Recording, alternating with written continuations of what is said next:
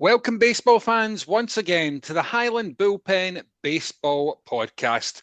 Well, can you believe it? We're already 30 games into this MLB season, and already there's tons of stories across the league and impacting on our teams as well. And none bigger in the world of baseball than major change at Fenway Park. Yorkshire Dave, what's been happening? Well, yeah, there's absolutely no doubt what the news out of Fenway is the painful, the big news, the painful news I have to deal with, and that is the parting of the waves between our manager for the last 5.5 years, his second stint with the club, Alex Cora, and this appears to have happened shortly after Boston's 17-1 win in Baltimore on Saturday, the biggest win in modern history for the franchise. Not that that means much in this strange game of baseball that we all love. Baseball is not a game that lends itself to analysis on a game-by-game basis or for making important judgments or decisions in the short term.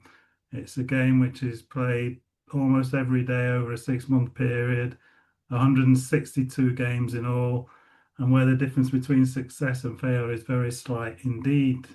So having started the season with a losing record of 9-17 before that 17-1 win, I think the decision had already been made. Presumably that a change was needed. It wasn't just the manager who went, they also parted company with 5 members of his coaching staff. So it's wholesale changes for a club that had targeted 2026 as the season Boston would again be challenging for championships.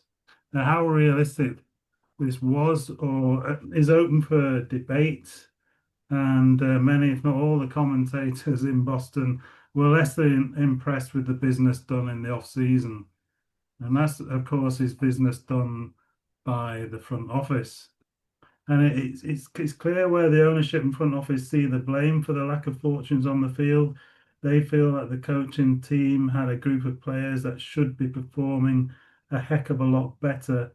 It's hard to argue when you look at the stats, which I don't intend to do.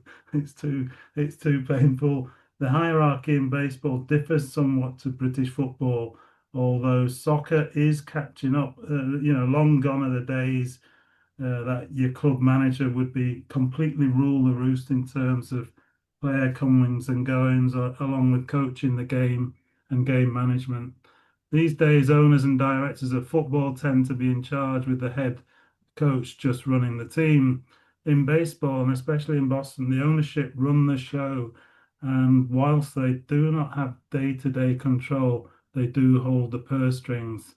Below the ownership, which is Fenway Sports Group, run by John Henry, there is the president or CEO, Sam Kennedy, who basically is John Henry's day-to-day man on the spot, I think. Then there's the GM or president of baseball operations, Craig Breslow, who's fairly new to the organization himself. He's responsible for building the roster of players which the coaching staff have to work with.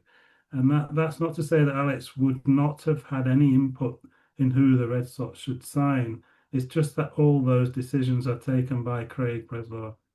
He and the ownership believe they've given their coaching staff the right players to achieve their goal, and it's due to the coaching staff that the Red Sox underperform. So they've called up a guy called Chad Tracy from AAA Worcester, the Woo Sox, who have an extremely good record, I think the best record in the minors.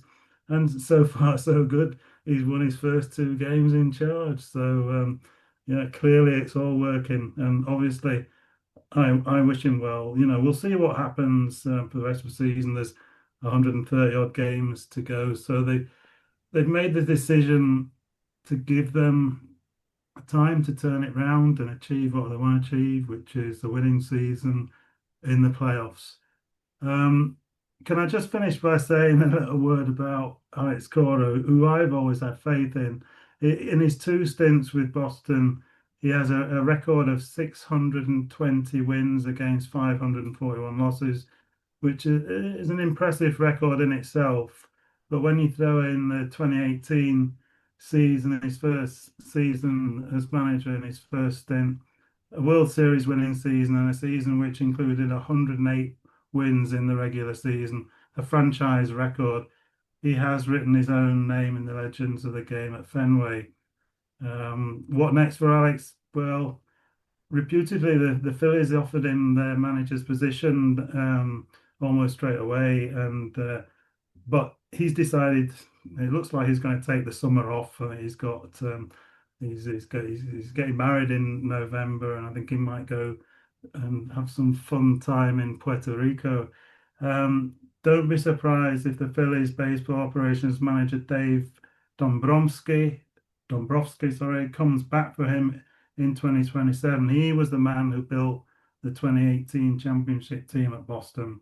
So I don't think the baseball world has heard the last of Alex Cora just yet. But yeah, that's it from Boston. Who'd be a sports fan, eh?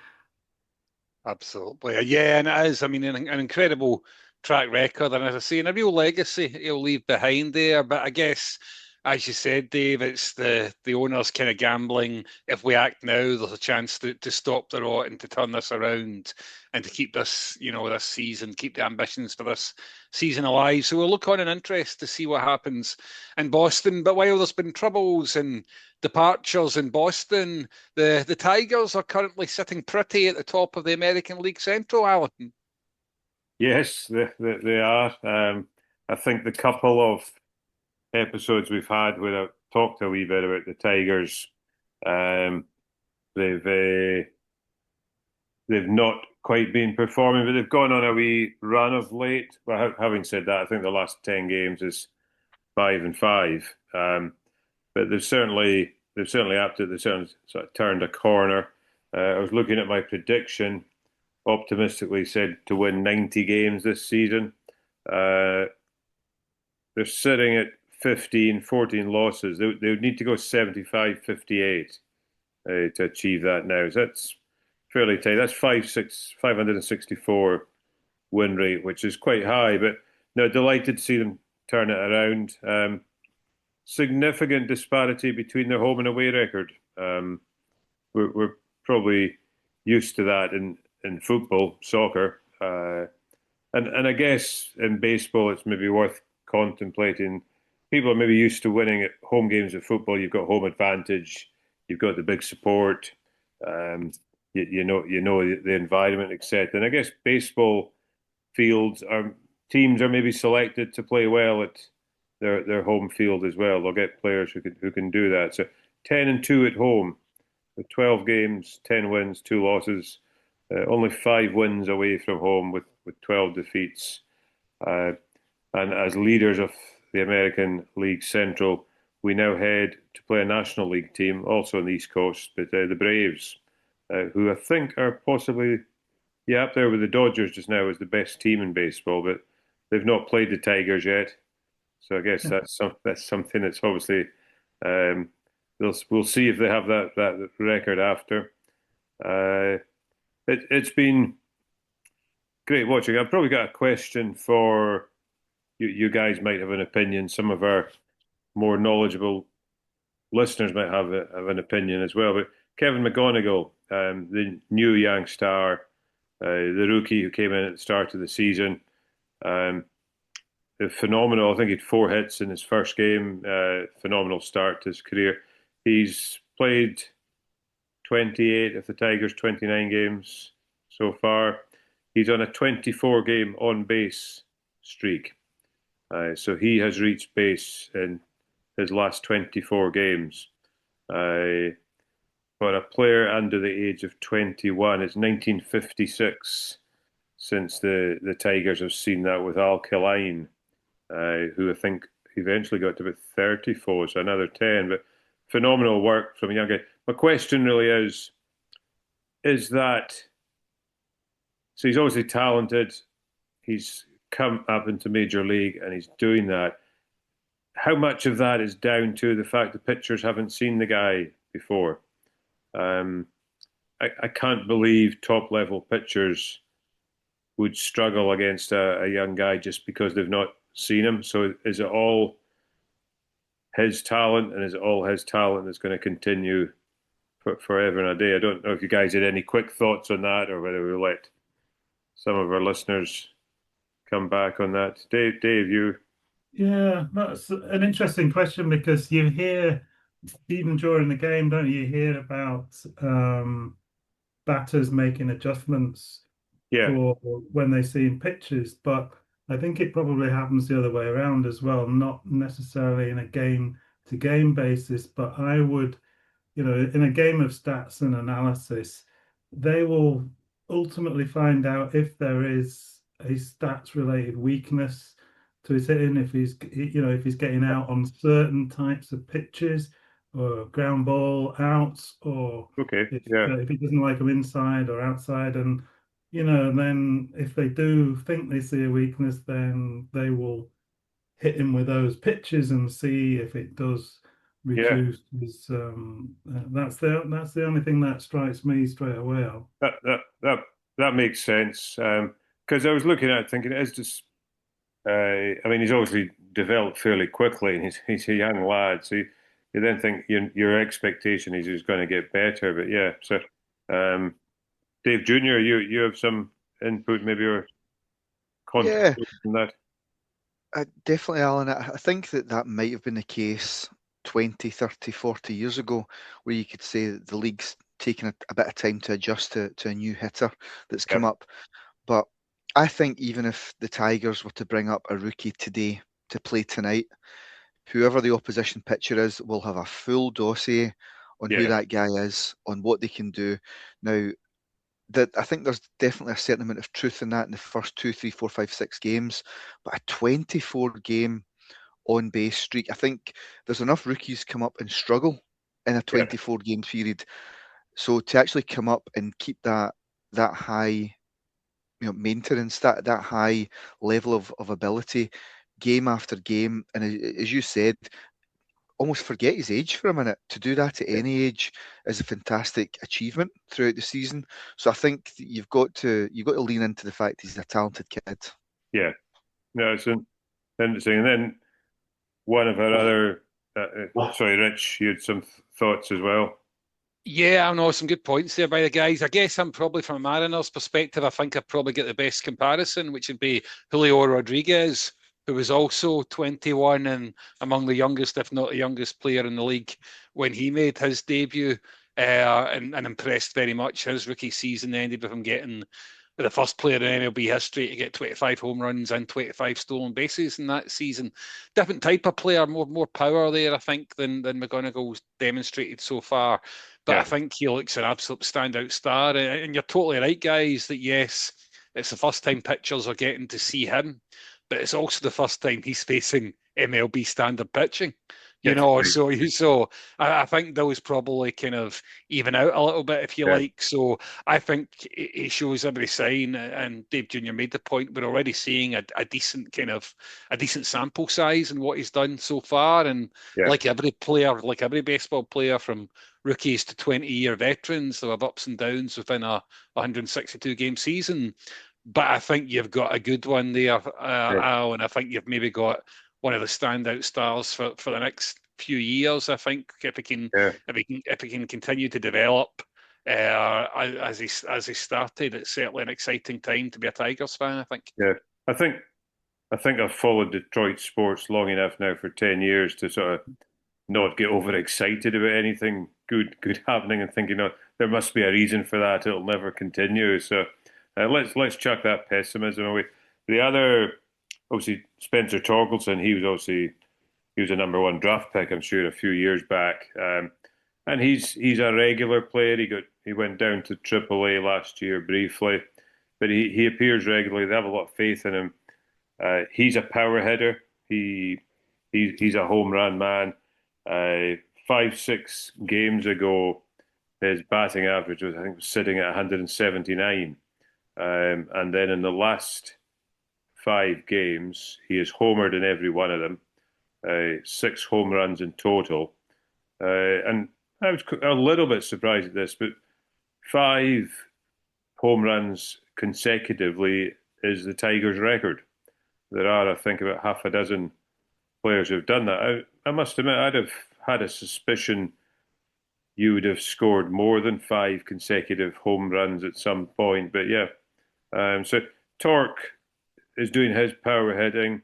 This is McGonigle and Torque. In fact, Torkelson 3-4 years in the majors. He actually, think possibly one of the home runs in that run was his first ever walk-off homer, which is maybe a little surprising for the guy as well. But yeah, no, again, I was reading something. I've been sort of feeling the Tigers' bats aren't hot. There's a couple of positive stories. And then I read something like the team batting average. They're 4th or 5th out of 30 major league teams. So they're doing something right. They're pitching. Skubal, his ERA is 2.72. He's at 3 wins, 2 losses. It's not maybe quite the form of the Cy Young of the last couple of years. But there's something there. He struggled. He maybe could have. I think it was his last outing, probably denied a win by he struggled in the final inning. He pitched in. Kenley Jansen obviously come over from the Red Sox, and he's at 6 saves, so he's adding to his list. He's up there in the all-time stuff. So there's a few positive stories. As Dave was saying, you don't judge a baseball team on one game. It's statistics. It's a 162-game season. I'm still thinking the Tigers will win 75 of the remaining games and get to 90 as they head into the playoffs for a 3rd consecutive year. Casey Mize up tonight. He's 2-1. Justin Verlander on the injured list. A little bit disappointing there, but these things happen in baseball no matter how big a superstar you are. So yeah, I'm feeling a little bit more positive. But let's do this, Detroit. Excellent, great stuff. Thanks, Alan. And also in the American League Central, not quite the lofty heights that Alan's Tigers are at the moment, but equally not at the bottom of the rankings here at the moment. Dave Jr., how are you feeling about the White Sox so far? It's funny, Richard, as much as you say that about the comparison between, or the gap between the Tigers and the White Sox, to bring that with another point regarding all of our teams, I think you've got a particularly weak American League this year, with the exclusion of the Yankees.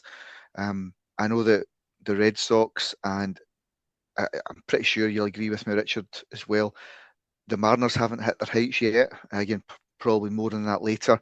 But the good thing this year is that you two in particular, there's plenty of time to make up that gap to get back in with either winning your division or getting into the wild card series, because unless you're a Yankees fan, there's not a lot happening just now. There's a lot of teams with records that you would not expect. The White Sox are probably where you would expect them to be.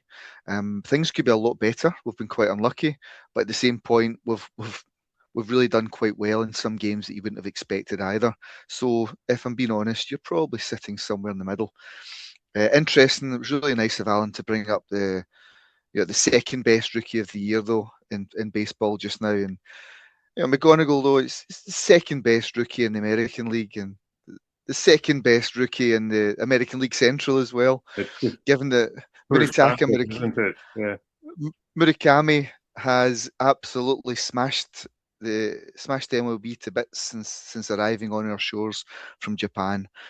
So I did do a quick check there so that I didn't trip over myself to make sure the betting agreed with me.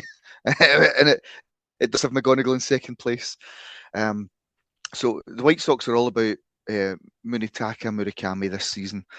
He leads the MLB in home runs on 12 just now. He's set all sorts of records. And if you don't mind indulging me a wee second, because there's nothing much else to talk about for the White Sox, he's the first ever player to have his first 12 extra base hits all be home runs. And that's in the history of the MLB. He's the first player in MLB history to have 5 home runs and 20 walks in his first 22 games. He's the first player in White Sox history to homer in his first 3 games. I think even that's the first White Sox player, but he's the 4th in MLB history. He's tied the MLB record for a rookie hitting home run in 5 consecutive games. He's the fastest ever player in the White Sox to get to 10 home runs. Again, he's up there in terms of MLB records as well. The only, a player like that, you can imagine when it comes to that, he also strikes out a lot as well. And that's something we knew when he came over. So perhaps in contrast to a Kevin McGonigle, who's been getting on base quite a lot, it's feast or famine when it comes to this guy. He does have a great reading of the zone. So, like I said, yeah, I think he led the MLB in walks as well. So it was either walking or kind of smashing it out of the park. And again, some of these you're looking at 430, 440, 450 in terms of feet for the home runs. He's been kind of blasting the ball all over the place, and he's brought with him. I think I'd mentioned in pre-season he's a real big favourite in Japan, behind only Shohei Ohtani. He's always done well for his country, Murakami, but there was that interest to see how he would perform over here. And again, there's lots of fun White Sox comparisons when it comes to Ohtani as well. We know, Ohtani is a unicorn. He's up there. The comparisons are only fun just now, but again, it's interesting to see how he sits ahead of Ohtani when it comes to an offensive player. So I can see Alan's jumping up and down the seat, dying to get in. We'll pass over to him, and he can put my gas at a peep, I'd imagine. It's exciting. White Sox Twitter is good just now because there's so much excitement over the guy, and he does seem to produce some sort of magic every night, every couple of nights. And I think it's part of the brilliance of baseball. If a team has struggled, you've suddenly got this one of the superstars of the league. I am going to question this eligibility for Rookie of the Year. Is that not like saying that some guy coming from the Eredivisie in the Netherlands into the English Premiership is a rookie when he's probably played for 20 Onshede or somebody like that, and now because he's playing in the MLB, he's suddenly called a rookie. I'm not quite convinced. You can't take McGonigle's his first season in the big leagues, really. God, who pissed in your chips today? What a grump! He's sitting top of the league, always winning everything. You just can't give a team something, can you? I think you were the one who pointed out when was the last time the Tigers won. Won. So yeah, we want to win the Rookie of the Year. Yeah, I'll let you have that one. He's still a very young man, and it's his first season in the MLB, so he's very much eligible for MLB Rookie. He is classed as a rookie anyway. I don't make the rules for any listeners. Again, sorry, coming back to on a serious note, I can't see Murakami's form continuing. I mean, it's fantastic to watch. Again, there is a little bit of me when you're talking about McGonigle. What does the league catch up to someone? Does the league catch up to Murakami? The problem that the White Sox have got, there's not a whole lot of protection behind them just now in the lineup. We've got a few guys out injured, so if they do pitch around them, if they do start to intentionally walk them, there's not a big threat with the White Sox. We do have a few good hitters. The front half of our lineup is pretty good. It's guys that are exciting. It's guys that you do worry. I'd imagine if you're a pitcher, but really going through kind of 5, 6, 7, 8, 9 just now, there's not a lot there for the White Sox in terms of setting the table again. So you can see a position where pitchers can really start to either attack Murakami, start to find a weakness in his armour, intentionally walk him. The problem just now for the White Sox as well is that even the guys at the top of the lineup, their hitting is so sporadic. We've been leaving a lot of guys on base. I think we're just about near the top of the table in the MLB when it comes to leaving runners in scoring position. So when Murakami is hitting home runs, it's perhaps solos or there's one on. In an ideal world, you guys know yourself, you'd love to have a couple of guys on base. You'd love for it to be at a key time of the game. But yeah, we've got a couple of injuries. Again, it's every team's got injuries. Dave's aware of Kyle Teal, a catcher that we brought over from Boston a season ago for Garrett Crochet. He injured himself in the World Baseball Classic. He's our catcher of the present and of the future. So we've been missing him for the first 4, 5, 6 weeks. Austin Hayes that we brought over to really be a good veteran arm, a good veteran bat in our outfield. Our outfield just now has absolutely no power about it at all. It's pretty poor. We've actually got a guy who has played for the Savannah Bananas in our outfield just now. He's, his party trick is really working hard on bunting. And again, that shows you where our offense is at times. The pitching is coming around. But again, to bring my speech full circle before we spend a bit of time in the Mariners, I don't see us really competing with the Tigers this year. But having said that there's no one really streaking away with any division just now other than the Yankees. So who knows? You start to get a couple of guys back from injury and you see where things go. So I don't know if you guys have got any thoughts on what I've been saying, or if we cut to Richard and see how the Mariners are going in this year. Yeah, no, I'd be keen to pick up a couple of points. Murakami, absolutely, and it's such a nice comparison, that battle between Murakami, all about the power, the big shots, and McGonigle, who seems a really elite contact hitter. It's such an interesting, those two rookie of the year contenders already, that their styles are so different but so valuable to each of the two teams. Murakami's always interested me because there's a lot of speculation he'd get a big long-term deal when he arrived in MLB, but as it turned out, in many ways, the White Sox kind of, not quite a gamble, but just a 2-year deal by the standards of Major League Baseball. I feel insane saying this, for not lots of money. I think it's about $20 million a year or whatever, around about that kind of space. Sorry, I think potentially even less than that. So it's they took a gamble, and I wonder if they have to be a little bit careful. Do you try and get him to sign an extension, or if he keeps up this record-setting pace, then that deal might be available. Or might be available elsewhere. And absolutely, I recognise that it was, as you mentioned, it was that chase rate, that lack of discipline or MLB level discipline at the plate that caused other teams to think twice. But the White Sox, glad to see them being rewarded for taking that gamble. In terms of home run hitters, obviously, Cal Raleigh was our own home run record maker last year as well. And good to see that despite the Mariners having a kind of lukewarm start to the season, he's finally kind of heating up. And I read a good piece talking about the impact of the World Baseball Classic. Obviously, a number of our teams had players represented there. But talking about how for guys, one of the biggest things is there are hundreds, if not thousands, of swings of the bat that you do in spring training and as part of spring training and in games in spring training. And the World Baseball Classic took people away from that. So literally, there will have been hundreds, if not thousands, fewer swings at baseballs than he would normally have had. So there's maybe a bit of an argument he's taking that little bit of time to get back up to speed. Glad he's got back up to speed, because we desperately need his home runs, because Julio, despite a few signs of kind of sparking into life of late, is also having his traditional slow start to the campaign as well.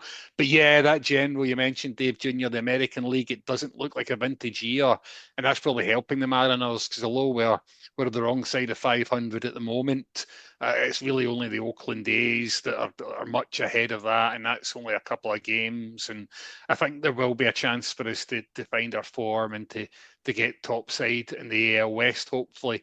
Our problems have, interestingly, I think, been the kind of pitching. Louis Castillo, who's always been the kind of, every team needs that wily, reliable veteran pitcher.